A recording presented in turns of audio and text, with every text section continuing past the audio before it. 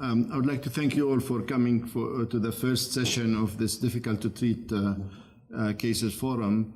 This forum was conceived about a year ago or less, starting with the case presentation of a particular area of interest, then present a case and discuss it in multidisciplinary fashion to emphasize on certain learning points that would like the audience to take home.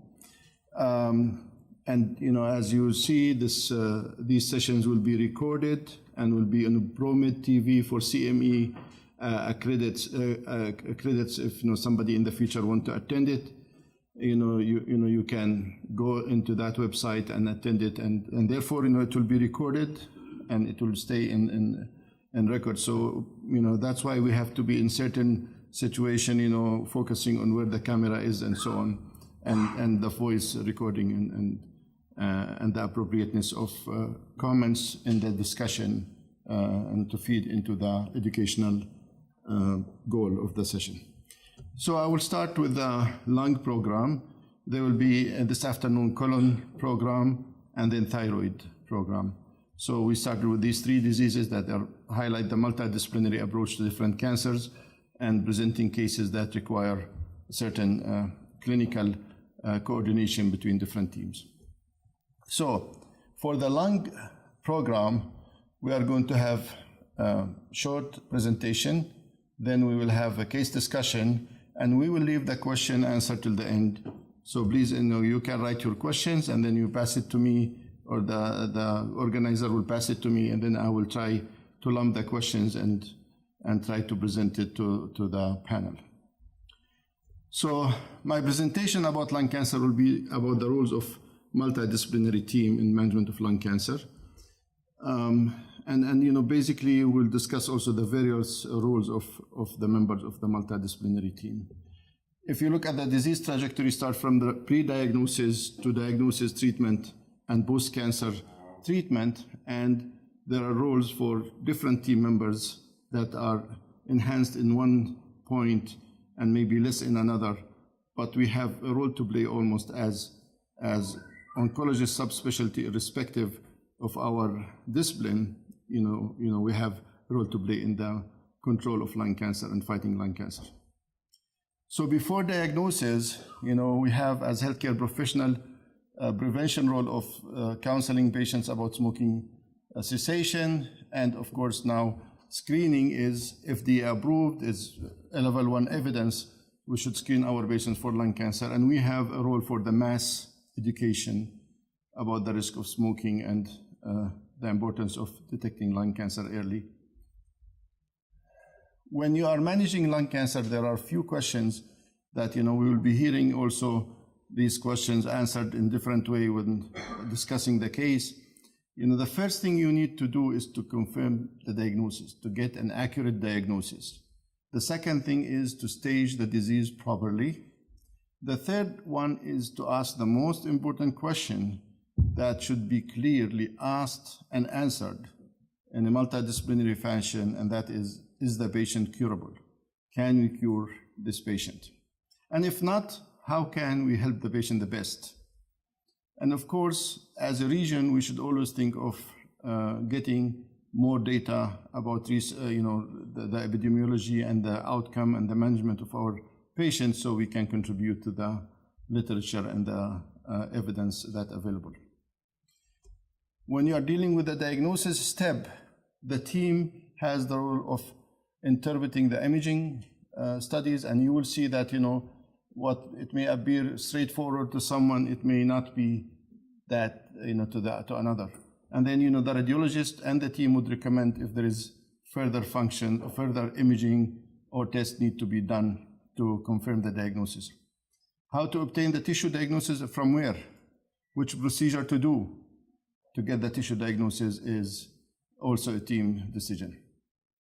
Now let's say we have suspicion that this is a cancer. How can we confirm it? We need tissue. In lung cancer, we need tissue. Tissue. And I put that in different slides, different colors. You have to think of tissue as first step of diagnosing lung cancer. And as they say, tissue is the issue, no meat, no treat. And we don't count on radiopathology, or it looks like thing. It is not enough. We have to get tissue.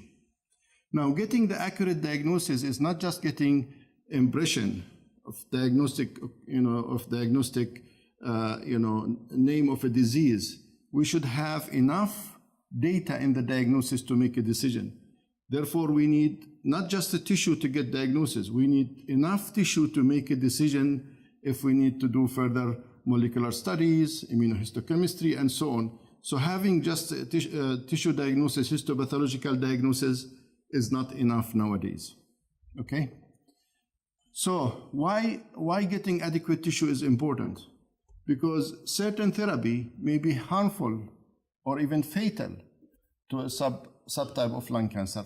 If you give bevacizumab to squamous cell carcinoma, patients may die from fatal pulmonary hemorrhage. Or at least it will be ineffective. If you give methotrexate to squamous cell carcinoma, it will not be effective. And you are not giving them the optimal treatment. If you want to do molecular studies, you should do it on the non-squamous subtypes. The benefits of targeted therapy is also in the patients who are harboring the targets. Maintenance therapy also is dependent on the histology subtype and molecular profile of the patient, of the tumor.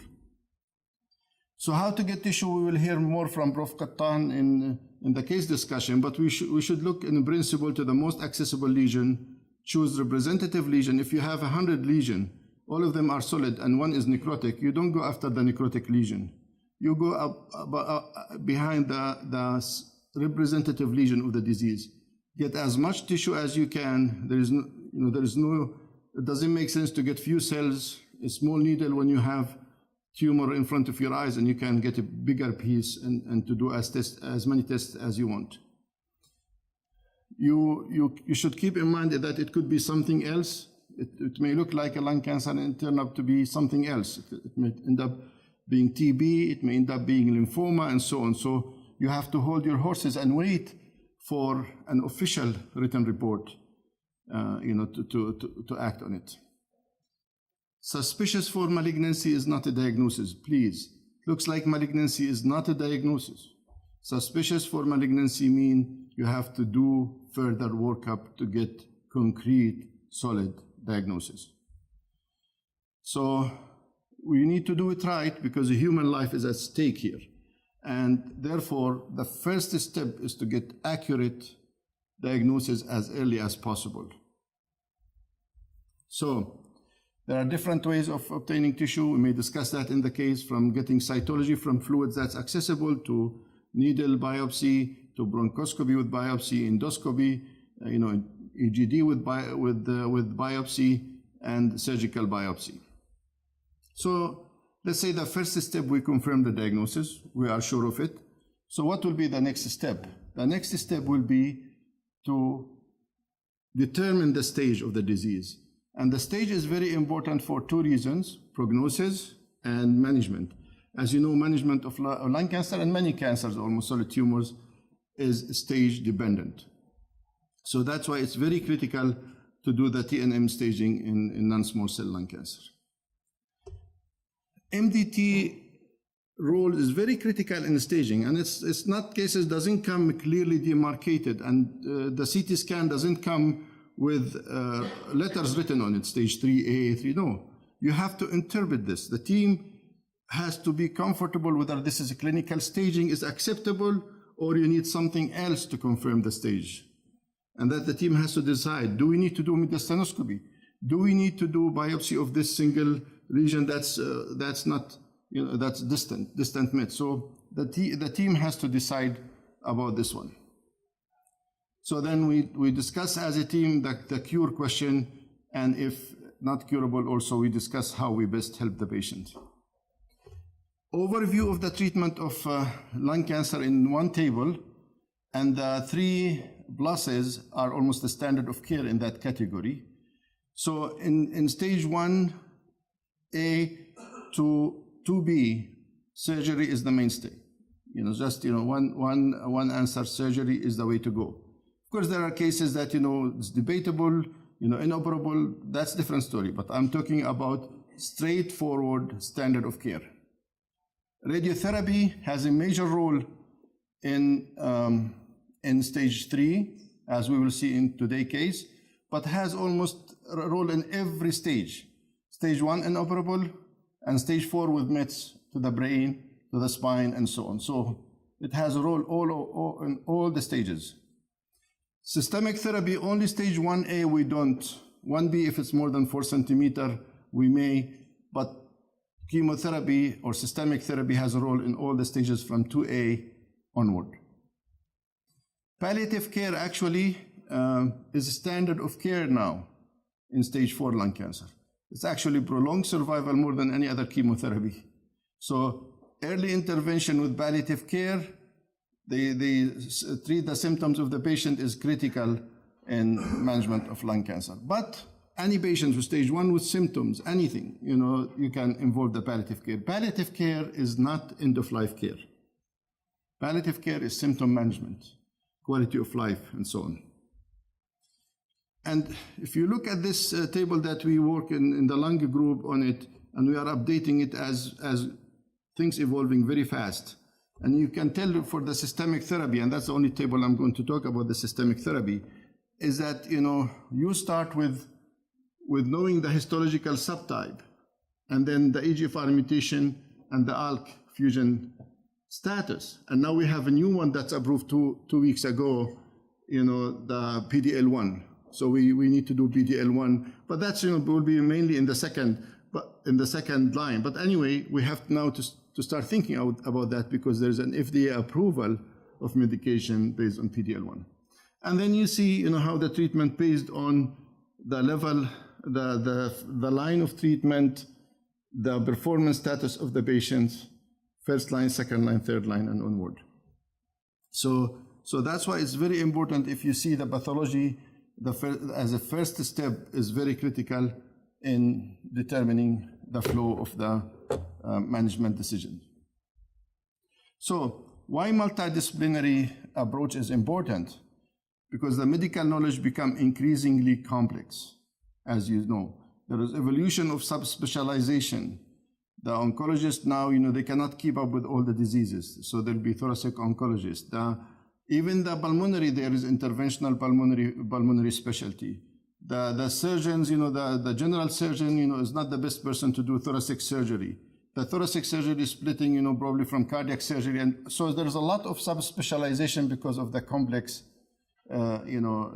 medical knowledge that we have now. Confirming a presumptive diagnosis require several subspecialties. Staging, as I mentioned, treatment, and palliative care is multidisciplinary.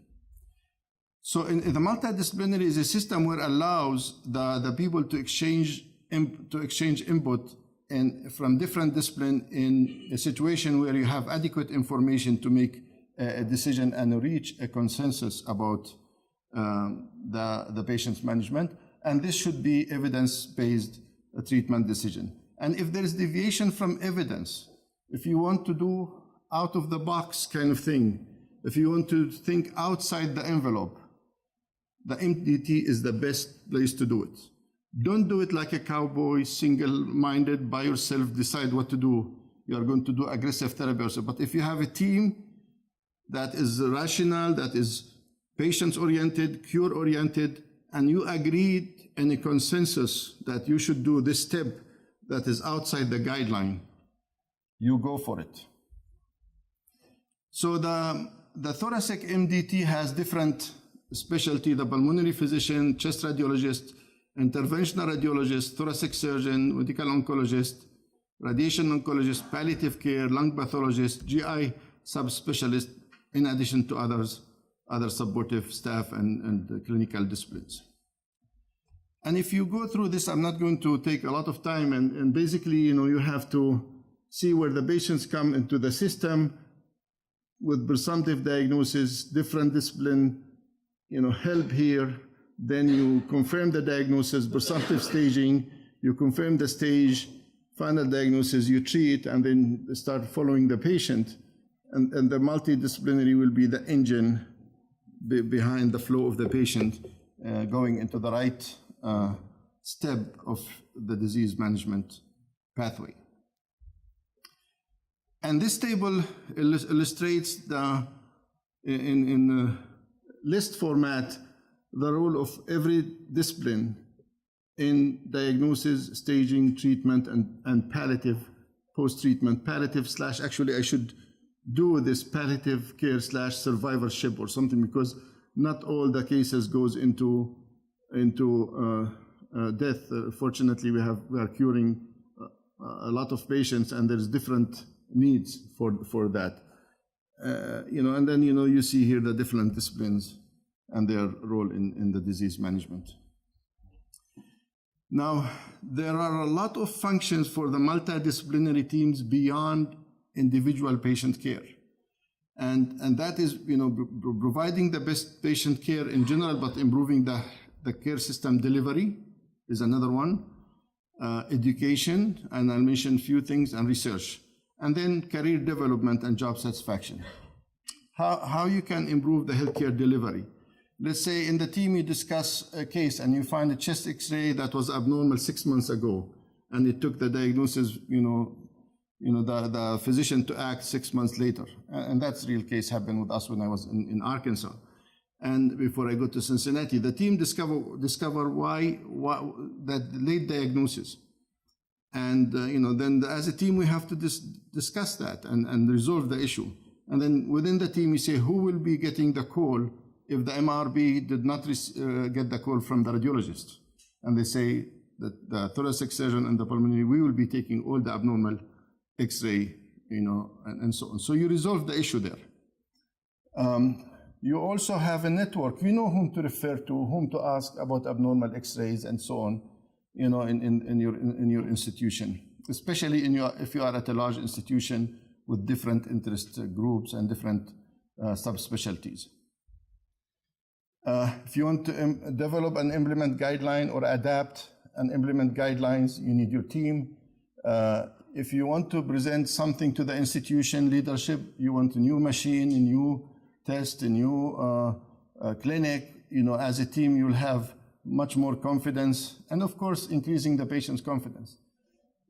Telling the patients I'm going to discuss with the team, we thought in the past that, patients will lose trust in his doctor. He say, my doctor is not confident with himself, he wants to ask us other people. To the contrary. When I tell my patients that, I'm going to ask my team, he feels happy. And the first thing he asks me when he comes, what did you decide as a team? What was the decision? And so on. So, education for the team members, you are learning from real life cases.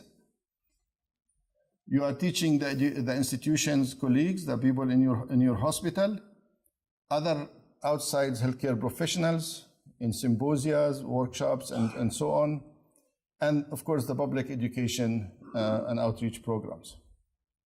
Research, as a group, you can identify, the area of interest. You say, look, we have seen so many cases now. We have seen 3 or 4 cases, with this presentation or this complication. Let's look at it.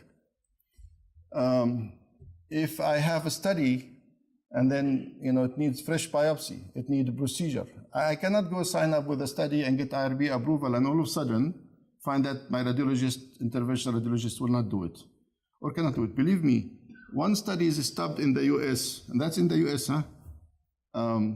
because the radiologist cannot, and it cannot give a CD, cannot put the slides on the images on CD to send it for central review. We assume that this is simple stuff. Well, they don't have that in that hospital. They do not have this capacity, or they don't want to do it. So the study, because central review was the first step. So you need to talk to your team, tell them, team, I have this study and these are the requirements. Do you think we can do it in our institution? And then you can decide about this. Develop collaborative projects, improve accrual to the studies, and so on. Career development and job satisfaction. Most of our consultants in the kingdom trained abroad, in Canada or the US or others. And during their training, they get exposed and depend on multidisciplinary teams to make a decision. And then all of a sudden they come to a new environment and they lose this support. And they may feel at loss that, they are losing a big venue of education and support. But anyway, as a human being, if you feel that you are belonging to a group, that you are meeting regularly, supporting each other in clinical decisions, the sense of belonging gives a sense of security and satisfaction. And then you get, as a new physician, whether you are junior physician, sub-consultant or consultant, you get practical mentoring about real-life cases and continuous opportunity of education and so on. And the fact that you feel that you can provide good care to your patients make you feel good about your environment and about your work. So in summary, multidisciplinary care is essential in the management of non-small cell lung cancer and actually almost all solid tumors, and should be implemented in a structured way, and the team should work in a coordinated fashion to yield the best results for the patients and to the team members also. So by this, I will stop with the presentation. We are done with the presentation. I will be happy to take questions with the panel, because in case things will be addressed during the case discussion, and then we will move on to right away to the difficult to treat cases that we are going to present in lung cancer specifically. So I will ask my panelists to come to the panel table. What we will do today, we'll have a clinical presentations of non-small cell lung cancer. We'll show you how the pathology workup will be taking place, how the staging workup will take place, a role of radiochemotherapy because it will be stage 3, and role of surgery and the management of non-small cell lung cancer will take place. And these are the panelists. Dr. Amin Al-Umair, he is going to lead the discussion now. And then Dr. Walid Khalbous will be the pathologist for the discussion. And each one of them will introduce himself when he's going to talk about his section. And then Prof. Qattan, thoracic surgeon, and myself. I will ask Dr. Umair to come and lead the case discussion. Thank you, Dr. Jazia. As Dr. Jazia mentioned, he gave actually an excellent presentation about the role of multidisciplinary team. So let's be more practical, and I'll walk you through a lung cancer case. Then we will have a mini tumor board, a real multidisciplinary discussion regarding this case. So the case that I would like to share with you, thank you, is a 62-year-old gentleman who presents with 2-month history of hemoptysis. He also had chronic cough and chronic dyspnea, which is not new because he had significant cardiac history, as I will mention in a minute. He also had multiple comorbidity, included a diagnosis of type 2 diabetes mellitus, diagnosed 30 years ago. He's in regular follow-up with his endocrinology and had a very well blood sugar controlled. He also diagnosed 10 years ago to have a hypertension. Of course, he's in a regular follow-up with his cardiologist since 1999, when he was diagnosed with triple vessels disease and underwent coronary artery bypass graft. Other cardiac comorbidity include ischemic cardiomyopathy with significant left ventricle dysfunction and a low ejection fraction. For that, he had, for primary prevention of that, he had defibrillated, implanted in 2011. This is a list of his medication. And I should mention that he's an ex-smoker who quit smoking 18 years ago and gave a history of 75 pack a year smoking. As I mentioned, the hemoptysis was the only new things for him. So this led to a chest X-ray, which was done in July 27, 2015. I'll ask Dr. Masha'al Al-Rajab to comment on this chest X-ray. So this is a frontal chest X-ray demonstrating an AICD in place. The most obvious abnormality is the right upper lobe mass-like opacity. There are no pleural effusions. There is a little bit of congestion of the vessels, but that's about it. The first thing I would do is compare to a previous if available, and if it's not, then I'll have to consider both differential diagnoses of acute versus chronic or relatively long-standing. In the acute, I would definitely include a possibility of infectious pneumonia, so I would ask the clinician to consider infectious symptoms. Tuberculosis in that particular location would be a major consideration. In the absence of a previous, I would still have to include the possibility that this is relatively long-standing, so especially in a patient who is a smoker, the possibility of this representing lung cancer should be included. In the absence of pleural effusions, I don't think alveolar edema would be a potential consideration. However, some patients with acute papillary muscle rupture of the mitral valve might have a very similar. So I would ask clinical correlation and follow-up chest X-ray in a few weeks. Excellent. Thank you, Dr. Mashal. As Dr. Mashal mentioned, first thing to do is to ask for the previous X-ray. This patient does not have any previous X-ray, chest X-ray to compare with. This chest X-ray with such finding led to further investigation that I'll show you in a minute. But just for educational purpose, he had another chest X-ray done on September 15, 2015. We'll ask Dr. Mashal again to comment on that. This is a follow-up in about 2 months. There is progression of the disease process, which exclude few possibilities. Still, I would include here lung cancer and tuberculosis as the two major considerations. And I would definitely recommend CT. Excellent, thank you. So just to continue the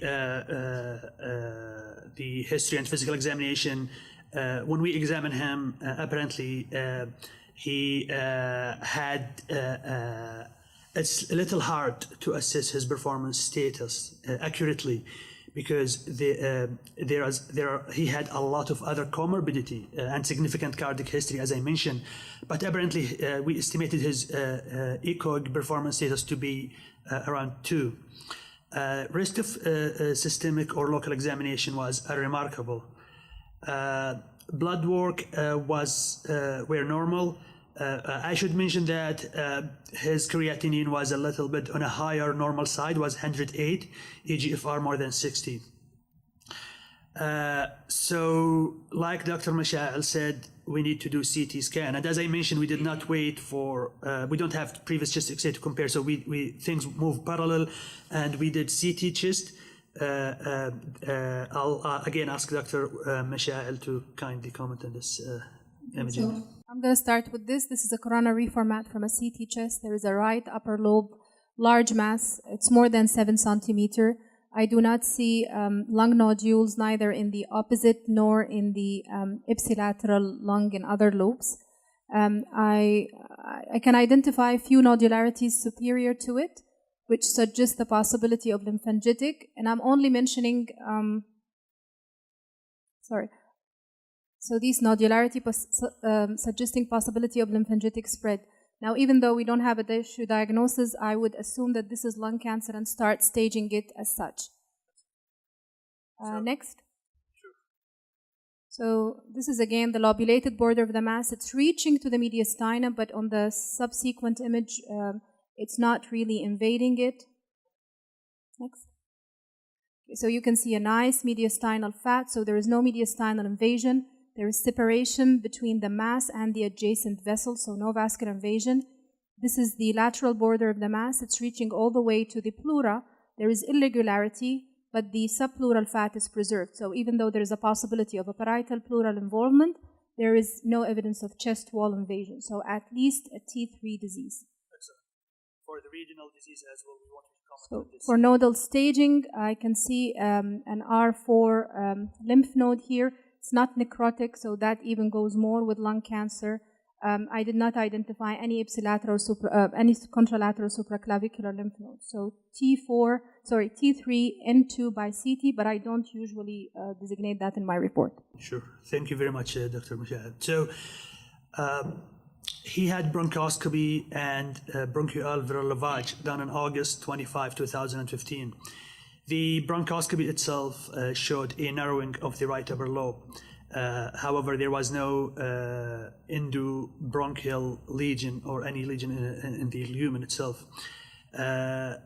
The bronchoalveolar lavage was positive for non-small cell cancer favoring adenocarcinoma. CT-guided biopsy was done on September 15, 2015. I'll ask Dr. Waleed to comment on the pathology. Good morning. So CT-guided CT-guided needle biopsy is actually the best modality now to obtain tissue, not only for diagnosis but also for ancillary studies, especially molecular testing.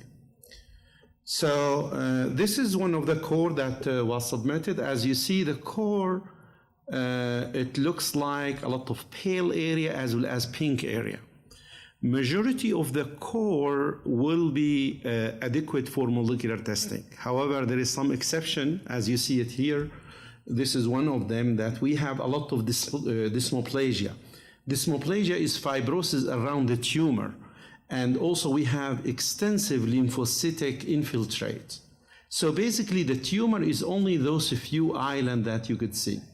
Now if we look to this island, we see that those are epithelial neoplasm, so they are carcinoma. We see that there is a lot of cytoplasm, so they are actually non-small cell carcinoma. And then we could see that the nucleus is eccentric, as you see them here. And if you go also, if you go also here, there is some lumen formation. So we have some solid component and some lumen formation, that is adenocarcinoma. To confirm the diagnosis, TTF1 was done. It's a nuclear stain, and as you see, it is positive. So the final diagnosis was adenocarcinoma, as reported, moderately differentiated. TTF1 was positive. P63 is marker for squamous cell carcinoma. It is negative. But molecular testing cannot be done due to the scanty material. And as you see, in molecular testing, we need at least 300 cells for PCR in order to do EGFR. If you want to do ALK, actually, you need at least 50 cells to do it by FISH. So how we can improve actually such biopsy and how we make the diagnosis of non-small cell carcinoma. So we could improve actually the diagnostic yield and possibility of molecular testing by doing rapid on-site evaluation. When you requested needle core biopsy from the radiologist, try to ask him to submit multiple core, not just one. See, this is 9 cm mass. So they could submit multiple core, 1, 2, 3, at least usually we requested 2. And then also we try to ask for rapid on-site evaluation where not only the technologist is present, but also the pathologist. They could do actually a touch prep of the core, and immediately in the CT suite, they could determine whether it is very cellular or whether it is fibrotic, like in this case. So basically, when we make the diagnosis of non-small cell carcinoma, we look at low magnification to see whether we have a lot of what looks like a small blue cell tumor, or we have large cells like here. If it looks like a small blue cell tumor, we approach them actually and we compare them with the erythrocyte size. As you see them here, it's about 2 to 3 erythrocyte size, so this is the small cell range. So then we decided it is a small cell carcinoma. To confirm it, we go for immunostain. TTF1 is positive, synaptophysing is positive, and there is some other markers, CD56, if it is needed. We try to do the minimum actually number of immunostain to preserve for possible molecular testing. Now, if the cell is large like here, those are non-small cell carcinoma. We look to the arrangement of the cells. We see here they are in acinar formation. So even in low magnification, I could say this is obviously, it is adenocarcinoma because of the acinar formation. However, as we're going to see in a few minutes, not all the tumor, they are well differentiated like this one. So here where you arise the difficulty. In a squamous cell carcinoma, we look for intercellular bridging between the cells. These are the spaces, as you see them here. So this is characteristic for squamous cell carcinoma. And if they are present, usually we do also P63 or P40, that is preferable. to confirm that these are squamous. Those are usually TTF1 negative, however, maybe 5 to 10% or sometimes more, they are really TTF1 positive. So the morphology is important, and also the combined immunostain is important. For adenocarcinoma, the 2004 classification did not emphasize on reporting what the morphology within the tumor. So usually most of the pathologists, they reported well differentiated, moderately differentiated, poorly differentiated. But the new 2015 classification emphasized that we need really to talk about the composition of the adenocarcinoma. For example, here acinar, so you will say it is predominant of acinar. There is 5 subtypes of adenocarcinoma. We're going to see them in 1 minute.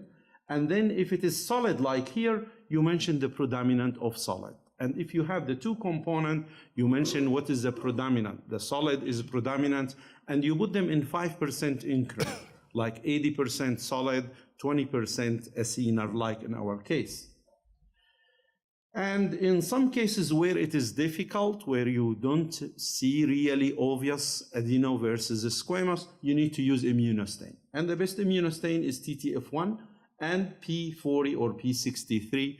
And in case of neuroendocrine tumor, you need to ask synaptophysin, chromogranin, CD56. So this is a new 2015 WHO classification of lung cancer, which is released a few months ago. And most actually of the pathologists, they start using this one even before the book appeared, because publication started in 2011, talking about this book and the upcoming book. And here in this book, actually, the diagnosis of non-small cell carcinoma or diagnosis of lung cancer in general is a 3-step. So you need first to get the tissue diagnosis, either by morphology, it's obvious adenocarcinoma, and then you go to molecular testing. If it is not obvious adenocarcinoma, or squamous cell carcinoma, or small cell carcinoma, then you go to step 2, which is the immunostain ancillary testing. And then, depending if it is adenocarcinoma or any adenocarcinoma component, you go to molecular testing. If you cannot do the molecular testing for any reason, like this case, for example, you recommend to the clinician to obtain another biopsy. So this is 2004, and this is 2015. In 2015, they introduced the adenocarcinoma in situ, and then the minimally invasive adenocarcinoma also. And then for the invasive adenocarcinoma, you need to put what is the predominant type. Is it lipidic? Is it acinar? Lipidic is what we used to call it bronchoalveolar carcinoma. Or is it acinar? Is it papillary? And is it micropapillary solid? And as you see, actually, the publication that come from this 2015 showed that it's only the lipidic, which will be adenocarcinoma in situ on excision, that is actually the grade 1, the low grade. While acinar and papillary, they are actually grade 2, and then the high grade micropapillary and solid. So this is a lipidic type, could be mucinous or non-mucinous. And this is the other 4, acinar, like here, gland-like, papillary, finger-like projection, macropapillary, similar to papillary, but no fibrovascular core, and then the solid type. So we need actually now all the biopsy to say which is the predominant type and which is the second to the predominant type. So like in our case here, 80% is solid, 20% is acinar. So this will go to, if we look to the publication, this is low grade, this is intermediate grade, this is a high grade. So if it is solid, it's going to come here as high grade, like in this case. And as you see here, the low grade has 100% actually disease-free survival for 5 years. So this is different from the intermediate grade and the high grade. And also, this will predict actually the molecular testing for EGFR and ALK or KRAS. For example, the EGFR, if I have acinar, for example, or papillary or lipidic, that no lymphocytic response or necrosis, most likely will be EGFR positive. If we have acinar or solid with lymphocytic response, with necrosis, will be ALK. You could predict ALK. And if you have any component of a mucinous, will be KRAS positivity. So this is actually what we ask. Some institution, they start asking EGFR first by PCR, then followed by ALK by FISH, and then KRAS if it is negative. So that's sequences. Some people, they will go ahead and do EGFR and ALK, like what we do at National Guard. Or some of them, they ask actually 3 marker, 3 gene, or 4 or 5. And now, actually, there is, with next-gen sequencing became inexpensive, they try to construct a chip that contain maybe 18 gene, 23 gene, and they could run actually not only those 9, but some other things in one step. So that's, it became more, actually, there is in some big institution in the US, more a trend to do next-gen sequencing even for those. So the final diagnosis is adenocarcinoma. I will say it's a predominant of solid type, 80%, and a CNR 20%. And I will put actually molecular testing cannot be done because of the desmoplastic response and the lymphocytic response that is present in the biopsy. And we recommended additional biopsy if clinically indicated. Thank you. Thank you, Dr. Walid. This is really wonderful. Very good summary. So this is a final diagnosis. What will be the next step? So we'll ask audience about their thought and what should we do now. Just to summarize, 62 years old gentleman with previously mentioned comorbidity. You've seen the CAT scan finding, and now we have tissue diagnosis of non-small cell lung cancer, adenocarcinoma.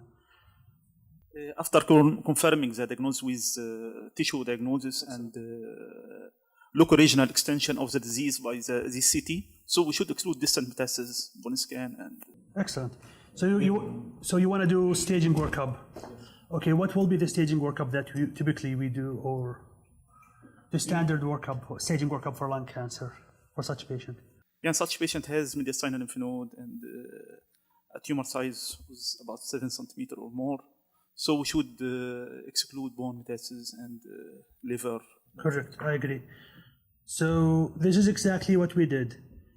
The standard staging workup for non-small cell lung cancer, especially in locally advanced tumor, we do PET-CT to rule out distant metastasis, as well as brain imaging, either CT brain or MRI brain.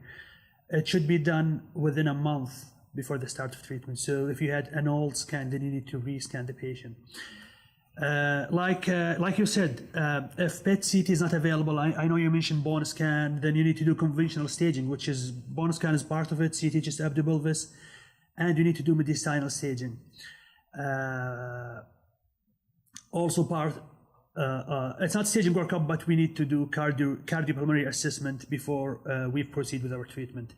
So I'll show you the finding. This is the PET scan, which was done on September 14, 2015, which basically confirmed the local regional extent of the disease that we just described on CT scan, both locally and regionally, with SUV uptake of max SUV was 12.5.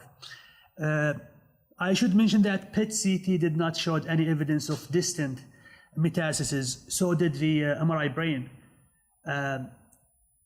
His exercise tolerance is more of borderline. His FEV1 was 1.5 liter, was 46% predicted. Diffusion like DLCO was also 47%, and FVC is 53%. So the reason why I mentioned the old staging versus new staging, because I did most of my training, or all of my training, with the conventional staging, but now PET scan is available. We have it's part of the staging workup in any guideline you see. And previously, as I mentioned, we do with the conventional staging, you need to do mediastinoscopy or mediastinal staging, either invasive or non-invasive. But for this patient, we have now PET-CT. It showed high uptake on the paratracheal right lymph node, level 4. Also, it's positive by CT criteria. I should mention that the shortest dimension for this, the short axis, or the lymph node measuring 2 centimeters in the short axis. And it's the question is, do we need to do mediastinal staging, or we just go ahead and treat? We have advantage of having Prof. Kaptan, so he will answer this question, as well as he will give us just brief summary about the rule of surgery in lung cancer. Prof. Kaptan, please. Thank you very much. Good morning, everybody. And I think what we wanted to discuss here is, I find in this case, as part of the multidisciplinary team, that there will be 6 questions that the surgeon will come across. Number 1, when we saw the case, how to obtain a tissue diagnosis and from where. Second, the question that was just raised by Dr. Amin, what is the guideline for mediastinal staging? Is it enough what we've done, or we need to explore the mediastinum for possible staging? Number 3, in this case, which is a 3A case with T3N2, does surgery have a role or not? And probably touch a little on the new or proposed end staging with some surgical steps to restaging after the chemotherapy or the definitive systemic therapy into that. And when we do that, what the surgeon role in these cases. So I'll come through this. We've already discussed by Dr. Jazia and Dr. Amin and with the pathologist, Dr. Walid, the tissue is important, but I wanted to add something, is we usually go for the higher stage. Especially in Saudi Arabia, you can see a lot of lung cancer with uptake in the mediastinum, but this could be a TB. And so if you take a tissue from the primary site and you have a more higher stage like a node or a systemic, you will not answer the question fully. You will know the diagnosis, but you will not know the accurate of staging. So we know that you really need to stage or biopsy the higher stage if possible. As mentioned, I will not take a long time. We use the most non-invasive. We get a sufficient tissue because now we don't just want to diagnose cancer or even subtype of cancer, but also molecular into that because of the target therapy. And the process is important because it's not enough for the surgeon or the invasive intervention radiologist to to take the biopsy. He has to know what to do with it. Should it be saved immediately in paraffin? Should you send fresh tissue for if there's a suspicious of something like TB or infectious part? Should you have enough tissue so that you have enough viable tissue, and already discussed by Dr. Walid, so that you can be able not just to do diagnosis but to do a molecular testing. The second question was, should we do a mediastinoscopy for this case or not? This is always a debate, because here you did not take the biopsy from the lymph node. You took it for primary tumor. It came as an adenocarcinoma. PET scan suggests that the lymph node is involved. But if it is not, this will move from 3A, which is T3N2, to T3 only, which is stage 2B. So this is a major difference. And it always have been a debate until 2014. A group from the American Society and European Society of Thoracic Surgeons did put some guidelines for the staging of the mediastinum. And I tell you, now PET scan, as correctly said, is a standard. So you do CT PET, or what we call PET CT scan, and then you will have either you have a negative result or positive results. Now, if you have a negative result, and I hope this is clear, then you really cannot exclude malignancy if the size is more than 2 centimeters in the shortest diameter. If it is a positive, would confirm it, but you really need still a tissue confirmation. And as I said, we use the least invasive, so let us go through the positive one. We go by EPUS, or a simple process to confirm that this uptake is due to malignancy, not something else like granulomatous disease or others. And if it is positive, then this is a final diagnosis. But if it is negative, it could be a false negative because EPUS accuracy is around 70 to 80%, depending on the station of the lymph node, highest in subcarinal group, a bit lower on the right paratracheal, right tracheobronchial, R2 and R4, and least in the left side, especially the subaortic and para-aortic stations 5 and 6. So if this negative, we recommend that you go ahead with mediastinoscopy. And now we use video-assisted mediastinoscopy to confirm. If it comes negative, then we know that this is not an N2 disease, because the accuracy of video-assisted mediastinoscopy in the presence of negative, especially negative PET, is high. Even with positive, you get a diagnosis of non-malignancy, and then you can consider this patient as a different stage. If it comes positive, obviously this will go into the multi-modality treatment. Now the problem comes if you all have a negative. Should you actually trust the PET and CT into that? And the accuracy of PET CT scan, if the lymph node is below, is small, it becomes lower as we know the accuracy will increase as the size increases. So here we recommend 3 criteria. If the tumor is a T3, then mediastinal exploration is a must pre-op because there is a high incidence of malignancy. Number 2, if the tumor uptake by PET scan was high, this is again correlate with how aggressive the tumor is, and even in the absence of a negative PET in the mediastinum, we recommend mediastinal exploration.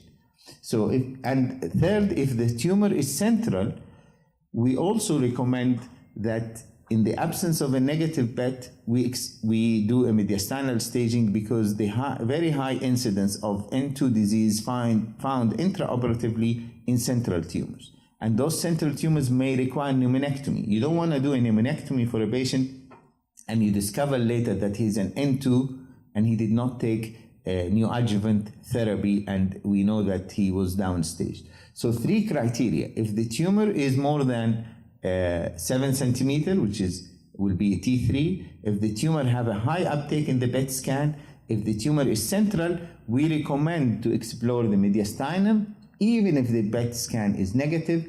And here you again go by the simplest way, which is EPUS or transbronchial biopsy. If negative, you go by video-assisted mediastinoscopy, and then if it is negative, then you can consider that as negative. So mediastinal staging is quite important. Biopsy should be taken from the highest level, and the indication is clearer when the PET is positive to confirm, but when it is negative, the need to explore the mediastinum conditioned by size of the tumor, high uptake in the PET scan, and location as central. Now, another discussion was made. This patient have an N2 disease, but limited to the right paratrachea. Does this make a difference? N2 disease, are all N2 disease one disease? And in the 2009, we looked into staging. We looked into the lymph node, whether you have N1 or N2 disease, whether it is a single station versus multiple station. We looked into bulky involvement versus non-bulky involvement, and we also looked which station. And we looked into the role of lymph node sampling versus lymph node removal, or what we call lymphadenectomy, and also the role of lymph node. And actually the data was not sufficient in the lung cancer staging in 2009, but there will be a new staging in 2016 where we're gonna touch on those. At least we know from our data that, for example, N2 disease of left upper lobe, if it is involving subaortic and para-aortic lymph node, they have a good prognosis as N1 disease. So we are now changing our evaluation of the tumor based on which node to which cancer. We also know that subcarinal group of lymph node involvement indicate worse prognosis. We know that tracheobronchial is worse than right tracheobronchial is worse than right is better than right tracheal, paratracheal, and this will all come later, so I will not discuss that, but I think it is correct to question multiple station versus single station and bulky disease versus non-bulky disease.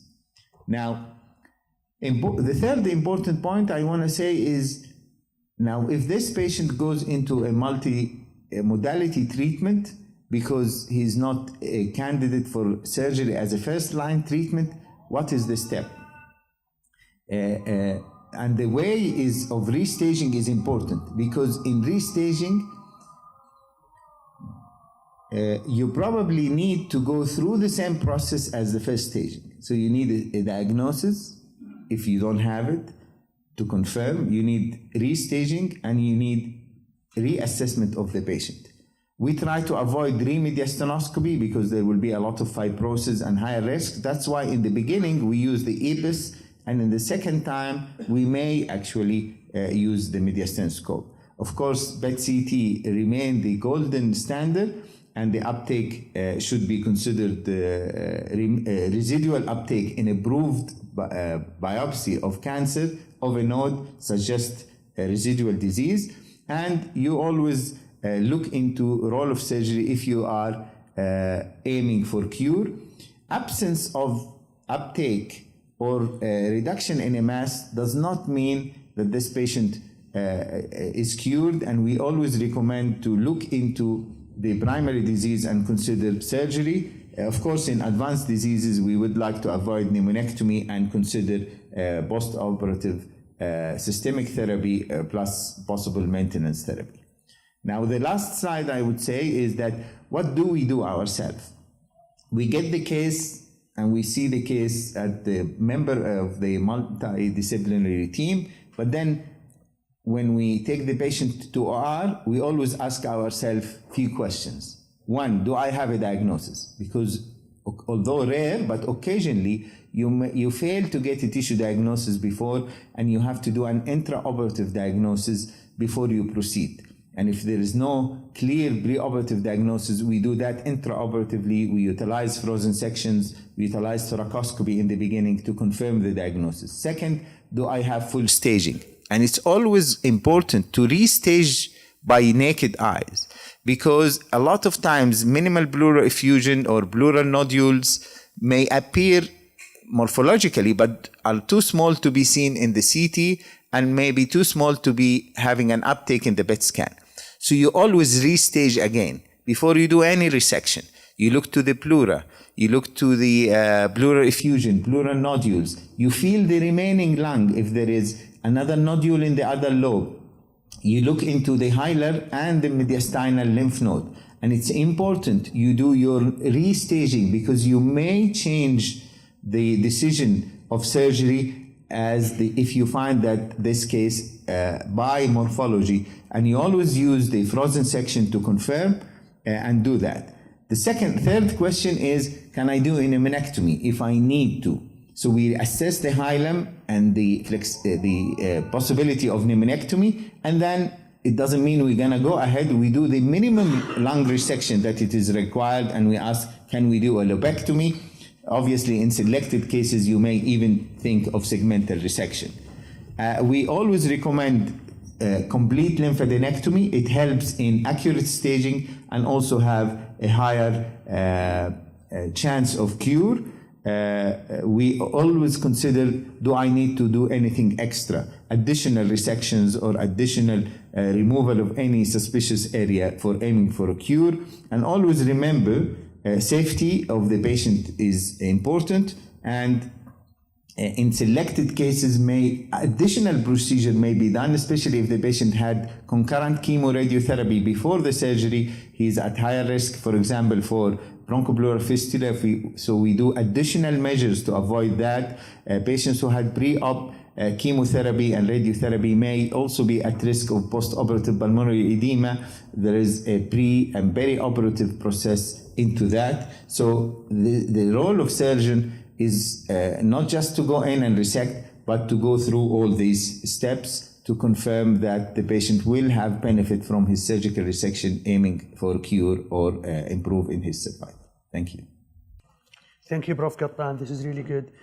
I think we have like 8 more minutes, but then after that we will open the floor for discussion. We have around 20 minutes for discussion. So with this have been said, the summary of this case is a 65 years old gentleman with multiple comorbidity they just mentioned. Performance status equal to, he had borderline exercise tolerance, and a T3 into M0 right upper lobe non-small cell lung cancer. So staging group stage 3A. We'll open the floor for discussion now. What will be the best treatment for this patient? We need to maybe just give him the mic, microphone.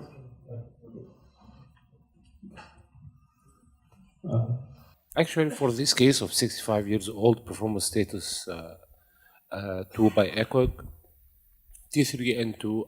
From me, and there is also Dr. Katan that will know more about this surgery. I think this patient is inoperable due to these multiple comorbidities that he had. So I don't think that this patient will lie on the operating in the operating room. So also, due to these multiple comorbidities, I don't think that this patient will tolerate concurrent chemoradiotherapy. So for me, I think better for sequential therapy of giving chemotherapy to be consolidated by radiotherapy. Okay, so you mentioned very important point, but if he's not fit for concurrent chemoradiotherapy, what do you think will make him sick more? Is it the radiation or chemo? What will be the curative quote-unquote curative treatment? Is it chemo or radiation? As we're talking still about a local regional disease, yeah. the most important part of the treatment will be the local treatment, either by surgery or by radiotherapy. Okay, so this is more, local treatment is a crucial part of the treatment. Excellent. But also this patient have a huge lung mass. Correct. With giving radiation therapy for this large mass, either by modern technology, there will be a chance of more toxicity for him. Actually, the pulmonary function test is not that good, so he will suffer more. So giving a chemotherapy, giving an eye to give a tolerable chemotherapy, I may not use cisplatin to give carboplatin-containing regimen. It will be still less toxic. Although the patient has ejection fraction 25, I cannot use cisplatin of the vigorous hydration that will affect more the ventricular function of the heart. Sure. So I may try also with attenuated regimen for him to check the tolerability, reducing. Excellent. You're going in the right track, but let's not go into detail about which chemo, because we want to open the floor for discussion about who agree to your plan, who might have another way of treating this patient, but you did very well. Thank you very much for your comment. I'll let the panelist and the expert comment about chemo, radio, and surgery, but the question is like, now this case may be outside the box. I'm sure we have radiation oncologist also has some concern other than your concern. He will mention it maybe in a minute if he has any. Also surgeon might have comment about this. But what I understand is you're proposing induction chemo followed or sequential chemo, induction chemo followed by chemoradiotherapy, which is sequential therapy, right? Maybe you or the audience, are you not worried that this patient get chemo induction, then gets sick, then he missed his local treatment? This is one way of thinking. There is no right or wrong. Apparently, this is not. We brought this case because there is a lot of educational lesson out of it. Anyone will do it differently? Tfadhal. But just make sure you have the mic, yeah.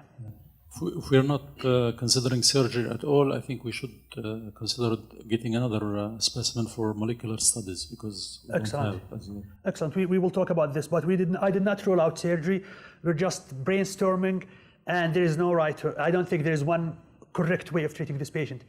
There is maybe multiple wrong way, but there is more than one correct way of treating this patient.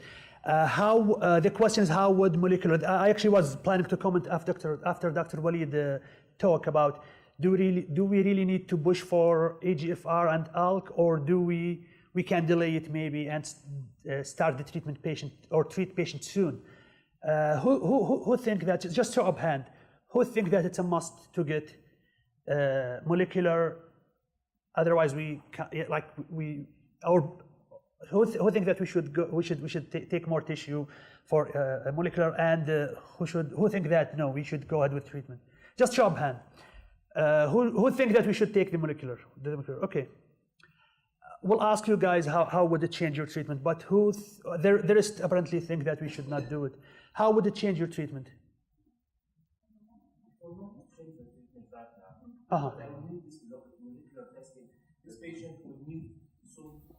This patient will go into systemic failure soon, as we all know. Yeah, so it's better to take the tissue now as the patient condition permit this. Otherwise, maybe in the future, the patient, I cannot take this tissue and I will deprive the patient of helpful treatment according to the... And practically speaking, how does it will delay your treatment?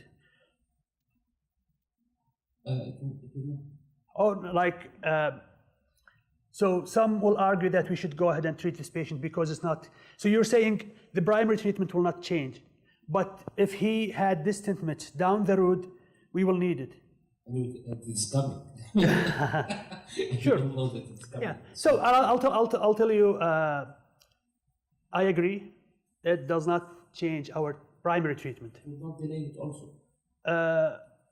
It's dependent on the institute.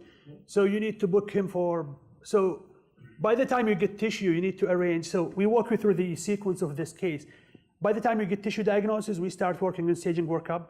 So you need to arrange for PET-CT, you need to arrange for pulmonary function test, you need to arrange for MRI brain, takes a few weeks down the road. Then the medical oncology, who was the primary for this case, need to discuss it in the multidisciplinary, and after that make a referral to radiation oncology. It's taking him a long time. So he tried to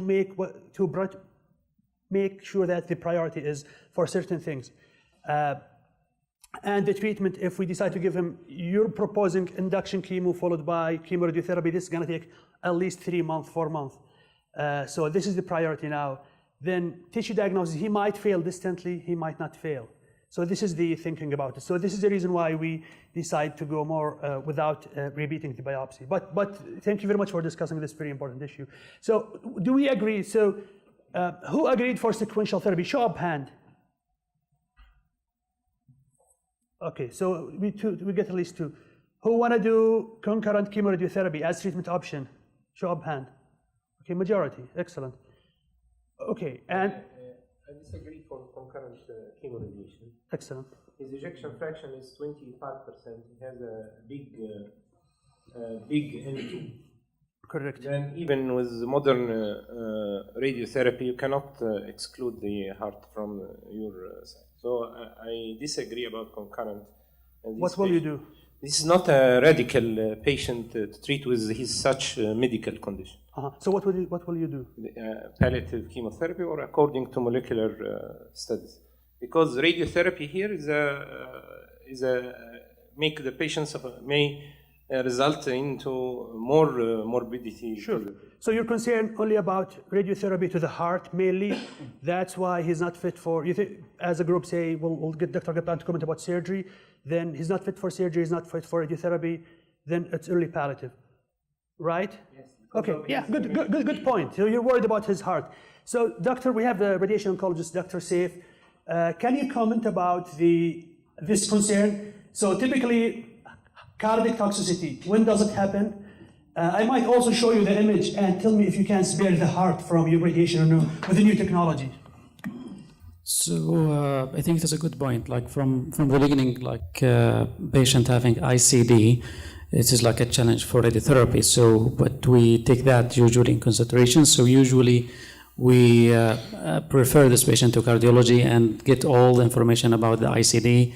Make sure it is a pacemaker or defibrillator. Then sorry, Chef, I might just stop you. His concern is not from your concern from the defibrillator or from the heart itself? No, from the heart itself. Projection fraction is 25%. So, Saif, tell us about radiation toxicity to the heart. First of all, let's be more practical. I'm sorry, I keep interrupting you. Comment on the distance of the heart from the right upper lobe lung cancer.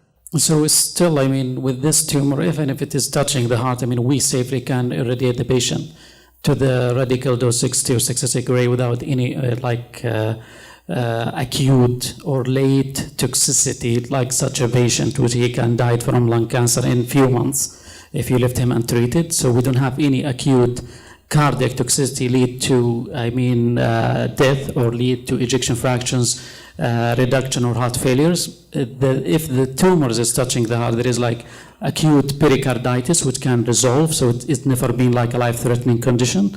For like exacerbating the cardiopulmonary, coronary artery disease, this is a late toxicity which happens years after the treatment, which I think not the concern for that patient. Even with this tumor, there is like a big distance. With the new modality like IMRT, we can safely give the radiation to this patient without any problem from the heart perspective. Agreed. Our concern here is the lung more than the heart for this patient. Excellent. So radiation can be, very good point. Radiation can be given safely. And like Saif mentioned, if we irradiating the heart, then the word about having ischemic heart disease for a patient who does not have it is coming 10, 15, 20 years down the road, and we need to cure the lung cancer. But this is not the case in here. But very good point you raised. So last question, then I'll ask the panelists. Who will vote for chemoradiotherapy? Of course, this seems to be crazy, followed by surgery, like trimodality. Just. I have a question for this one. Further. What about the mediastinal lymph node? To respect the radiation planning and Mediastinal lymph node is gonna. You need to add 5 millimeter margin for it to account for microscopic disease. Then you need to add few millimeter margin for motion. We used to take the whole mediastinum and irradiate it. Not anymore. Not anymore. We don't do elective node irradiation. So you can get the best thing for the heart is the tumor mainly in the upper lobe. So it's far away. You can say no dose to the heart. Surely. It is N2. So we treat the lymph node only. We don't. You're absolutely right. In the past, not until recently, we used to treat the whole mediastinum electively and go 5 centimeters below the carina. In the past, not anymore. So no one will vote for trimodality.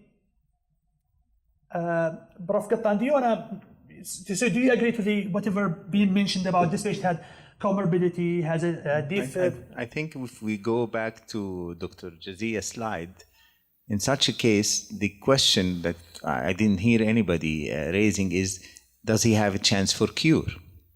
And I think we always at this multidisciplinary team is to see, is this patient have a chance of cure? We know N2 disease, 3A due to N2 disease have around 25 to 30% 5-year survival. So we should aim for cure. Then if we do that, we should go backward and say, what is his highest chance? The highest chance of the group that actually achieve the maximum survival are those who have managed to be downstaged and then reassessed again for surgery and become a surgical candidate. So then what would be the best to downstage? We now also know that concurrent chemoradiotherapy have the highest effect on downstaging these tumors. So I would actually give this patient a chance of cure. I would request a full concurrent chemoradiotherapy to the tumor and the area of the mediastinum involved, as correctly said, then restage this patient, reassess him from the cardiac point, and then consider curative resection if he managed to do downstage. And in those patients, I know I can achieve a good chance of cure. And then after that, he will be eligible for systemic therapy in case of complete resection and bending on EGFR and ALK, even probably a maintenance therapy. So I would actually not exclude him as a surgical candidate because I want to give him a chance of cure. I want to make him one of those 20, 50, 25%, those who are downstaged. And I'm not saying that 25% of 3A survive, but I'm saying 25 to 30% of those who respond to concurrent chemotherapy followed by surgery will have a 5-year survival. I would give him that chance. Excellent. So we'll get Prof. Jazia to comment. So as you know, before we go there, I want you actually to comment on on the decision that was made. Do you have any concern if would you label this patient as not fit for chemo? Would you give induction chemo or sequential therapy or concurrent therapy? Actually, I have a few slides I can show you. It's all about the concurrent chemoradiotherapy. So if we can go to the slides, and I will show you, I'll share with the group, and then we can. Sure, we'll do it this way. So I'll just go over the standard of care for. So I'll take you through a few slides only to summarize this. Many of the points have been highlighted, so we can also have questions answered. This is a heterogeneous group, as you can tell. About a quarter of the cases are stage 3, and the goal here to do local control of the disease and get rid of the micrometastatic disease. So that's why there is a role for systemic therapy plus the local therapy. If you focus on N2 potentially resectable disease, like this case, we look at the intergroup study that was published by Kathy Albano, 430 patients randomized into chemoradiotherapy. Here, then, the continue of radiation therapy to 61 versus doing surgery, and then 2 cycles of chemotherapy. And you can see that progression-free survival for the patients who had surgery was longer, was better, actually, but the overall survival did not matter whether the patient has surgery or chemoradiotherapy. However, when you look at the patients who had pneumonectomy, they did much worse. They did much worse, and those who have lobectomy, they did better. So when you are if you are going to have pneumonectomy as part of the treatment in this N2 disease, it should be not done actually. So this is very important point that the prof mentioned. If you downstage it and the procedure is lobectomy, you can proceed, based on a multidisciplinary decision. If it was pneumonectomy, it should not be done. Now, when you look at the concurrent versus sequential, there are multiple studies showing that the concurrent has better overall survival. For example, here 19% the 5-year survival versus 9%, almost double. Here, 16% versus 10%. And there is a meta-analysis here showing again that overall survival is better in the concurrent chemoradiotherapy, when you give concurrent versus sequential. So generally, and we have to take case per case, and we are just a standard of care. We should give concurrent chemoradiotherapy for stage 3 and non-small cell lung cancer, and we have 2 regimens that are commonly used: the cisplatin etoposide or the carbotaxol. With the radiotherapy. So we have, if in projecting to this case, if the team was comfortable giving concurrent chemoradiotherapy, it will be the standard.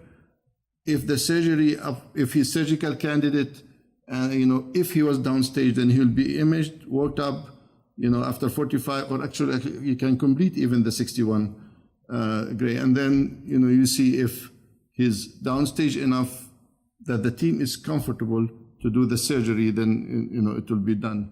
But I wonder what happened to this patient. Sure. So I'll let you know what happened. So the name of this forum is difficult to treat cases, and this case was a little challenging to you. It also was challenging to us because of many reasons that has been mentioned. Also, maybe some of you are not radiation oncologists. Dr. Saif was worried about pacemaker, and he started talking about pacemaker. Sometimes you cannot do it because of the pacemaker. Let's get malfunction. So it was really not the easiest case that I ever treat. I agree, if you can do concurrent chemoradiotherapy, just to summarize, if you can do concurrent chemoradiotherapy, do it. From our side, we're comfortable. Medical oncology was comfortable in giving him maybe a more gentle, I have 5 minutes, yeah, you're right. So he does not want to give him the standard that we use, for instance, cisplatin and etoposide, so he decided to give more paclitaxel and carboplatin weekly. He thinks this patient can get away through this treatment. Timing of treatment, we were worried that if we give him induction, he might just unfortunate and cannot make it to the concurrent or to the radiation part. We want to get him to local therapy first. Last point Prof. Gattam mentioned, I'll tell you my radiation perspective. He say do your treatment, then we will assess him. In the past, and Kathy Albane's study or the intergroup study say do it slightly different, that you need to decide beforehand. Why? Because radiation dose will matter. You might give 45 if you want to do surgery. If you're not doing surgery, give the 60 or 61. This is in the past. Our practice at King Faisal and with the Prof. Gattan, our surgeons are comfortable to treat after giving radical course of radiation therapy. So we give 60. And this is the best treatment package that my patient received. Afterward, if we assess him for surgery and he's not, for some reason, the surgeon decide not to do surgery, patient gets the adequate treatment, adequate radiation dose. It has been adopted every year in conference and meeting. I've seen more and more center adopting this. Recently, a few weeks ago, on Astro, most of radiation oncologists, this is their practice. So we're not losing anything. This is a practical point. In the past, it's very, we get nervous and anxious that we need to decide now whether to give him a little bit of radiation or radical radiation. Now, we have done a good number of cases. We go radical chemoradiotherapy, and patient will not miss anything. After 4 weeks, we restage him. Well, there is no deadline for staging him, but after a few weeks, we restage him, and we discussed in the tumor board and decide if the patient fit for surgery or not, or no. And this is what we did, actually. I agree to Prof. Gattan, even with concurrent chemoradiotherapy alone. This is what we told the patient. We counsel the patient about the chance of tumor control and side effects. So we told him with chemoradiotherapy alone, the 5 years overall survival is a range from 15 to 25%, depending on the multiple factors that you guys know about. We talked to him about toxicity.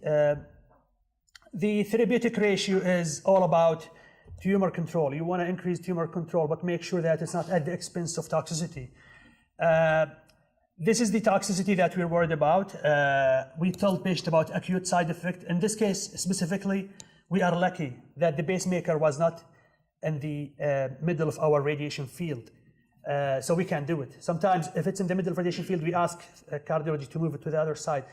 And there is certain precaution when you treat patient with such treatment. So as I mentioned, this is our decision. Concurrent chemoradiotherapy. Make sure that you go with the standard precaution. There is lots of guideline. We have our in-house at King Faisal about what should we do when we have a patient with a pacemaker. It's not contraindicated to give radiation, but you need to be very careful. Typically, in our Saudi Lung Cancer Association meeting, we would like to bring cases with the follow-up. But I thought this patient is challenging, so we brought him. We did not finish his treatment, so he's halfway through his chemoradiotherapy concurrently. Take-home message, management of non-small cell lung cancer should be a multidisciplinary, and I think this case illustrates that. We have different opinion. I thought he's not fit for surgery, but Prof. Gattan is the expert, so it's just highlighting. So some experts say he's not fit for radiotherapy. We think he's fit. So this really highlight the point that Dr. Jazia was trying to make in his first presentation. No matter your experience, you get surprised. I think he's not fit for chemo, but apparently he's taking chemo, and so forth. Concurrent chemoradiotherapy is the standard of care for stage 3A non-small cell lung cancer, and definitely surgery has rule in selected case. This comes to the end of this presentation. We'll open the floor for discussion. Thank you, Dr. Amin, for a nice case, and thank you all for participating in the discussion, and thanks for the panels. So I would be happy to take a few minutes of questions for the panels regarding this case or anything related to the topic we discussed today. Excuse me, I have a question to Dr. Al-Qattan. Okay, the question to Prof. Gattan. Yeah, I know this is a challenging case that was presented. Actually, putting the patient data on show, it differs from seeing the patient himself and making the decision for that.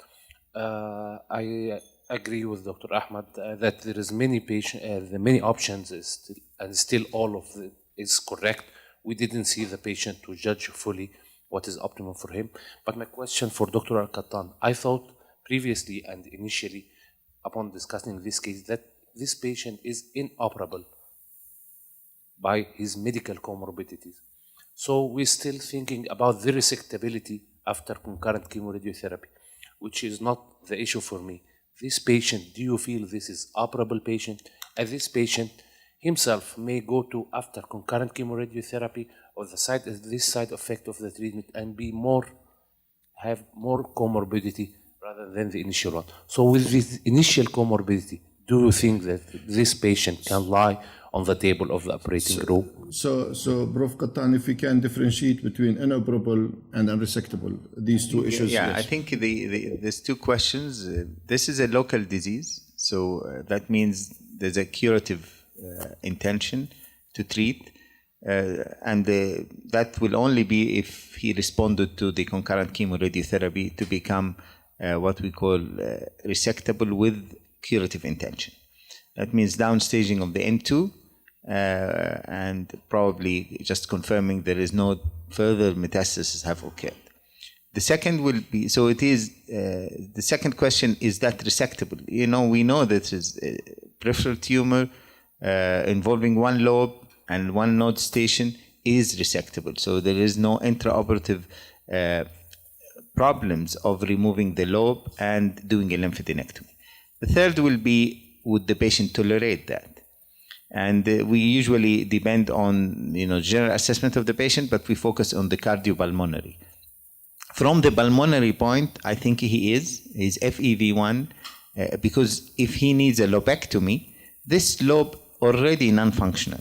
So there is no additional reduction in his pulmonary function. Maybe even you can improve him because of the shunting. This is an area where blood flow is going, but no oxygenation. We also assess the rest of the lung, and we don't only depend on pulmonary function tests, but we do performing tests. So 6-minute walk, or we ask them to do the stairs, is quite important. From the cardiac point, as correctly said by Seth, he has to be seen by the cardiologist and the anesthetist and assess the risk.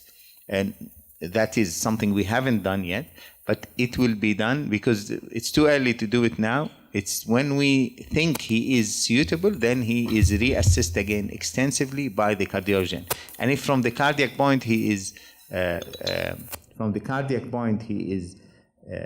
fit, I tell you from the respiratory point and resectability point, he will be fit if he was downstage.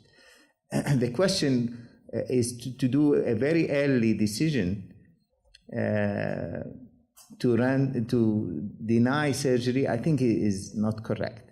We still need to see, because even if he's fit now, maybe after radiotherapy his cardiac gets a bit affected and becomes worse.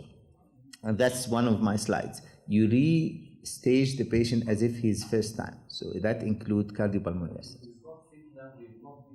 Of course, but nothing against that now. Ejection fraction of 25. We will probably do some, exercise tests to see how fit he is. And we do VATS lobectomy, and that will have very little morbidity on cardiac into that. So if he is a candidate, it will be done. Okay, thank you, Prof. Any other question? Okay, we'll take one more question. IMRT, and what is the dose of pacemaker accepted to be? So, Dr. Amin, the question is about the modality that you use in the light of pacemaker. Correct. So, it's a defibrillator which is more sensitive to radiotherapy as opposed to pacemaker. So, I prefer if this is a pacemaker. Typically, standard classical teaching that defibrillator should not get more than 1 gray of radiation. So we're going to give 60, but should not get more than 1 gray, otherwise get malfunction. There's a classical teaching which is not precise. You need to contact the company.